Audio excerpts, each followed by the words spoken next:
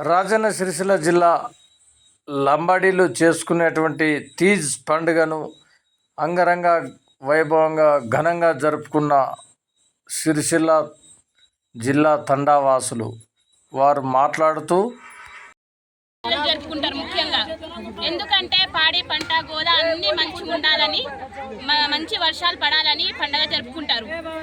దీనికి ఎక్కువగా ఆడపిల్లలు 9 రోజులు మంచిగా ఉపవాసంతో ఉండి ఈ పండుగ జరుపుకుంటారు.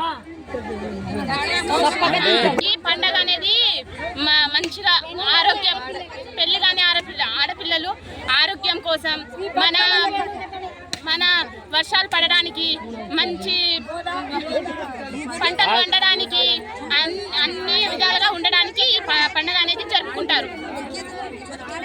ఈ బుట్ట అనేది మేము కొలుసుకున్న మేరమ్మ అంటే మా దేవత లెక్క. ఈ బుట్టలో అది గోధుమలు చల్లుతాం. గోధుమలు ఎంత నిష్టగా మేము ఒక్క పొద్దులు ఉంటామో అంత మంచిగా పెరుగుతాయి. ఒకవేళ ఒక్క పొద్దులు లేకపోతే ఇవి పెరగవు. ఎలా నమ్ముతారు మీరు? ఇది ఎలా నమ్ముతామంటే మా నమ్మకం మీద, మా తల్లి యొక్క నమ్మకం మీద ఇది అనేది జరుగుతుంది అన్నట్టు. ఒకవేళ అట్లా ఎప్పుడైనా జరిగిందా? అలా ఎప్పుడు జరగలేదు. మేము ఎంత నిష్టగా ఉంటున్నామో మా తల్లి ఇలా చూపిస్తుంది మాకు. అంత మంచిగా పండుగ అనేది ఉంటది మాది.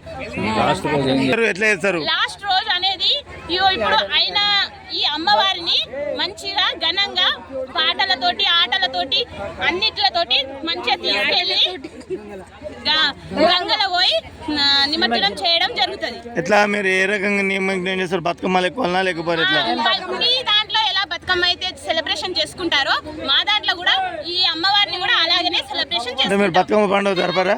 మేము బతుకమ్మ పండుగ అనేది జరపం. ఇదే మాది బతుకమ్మ పండుగ.